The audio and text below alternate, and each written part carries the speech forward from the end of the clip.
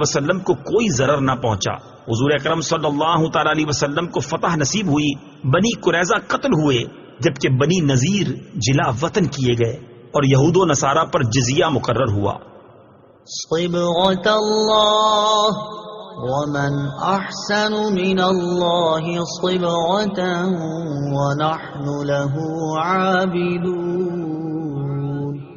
ترجمہ: ہم نے اللہ کا رنگ اپنے اوپر چڑھا لیا، اور اللہ کے رنگ سے بہتر کس کا رنگ ہے، اور ہم اسی کی عبادت کرنے والے ہیں۔ صبغۃ اللہ، اللہ کا رنگ۔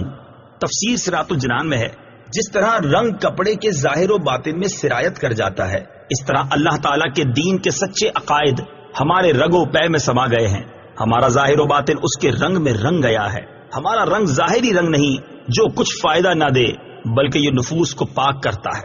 ظاہر میں اس کے آثار ہمارے اعمال سے نمودار ہوتے ہیں۔ عیسائیوں کا طریقہ تھا کہ جب اپنے دین میں کسی کو داخل کرتے یا ان کے یہاں کوئی بچہ پیدا ہوتا تو پانی میں زرد رنگ ڈال کر اس میں اس شخص یا بچے کو غوطہ دیتے اور کہتے اب یہ سچا عیسائی ہو گیا۔ اس کا اس آیت میں رد فرمایا کہ یہ ظاہری رنگ کسی کام کا نہیں۔ قل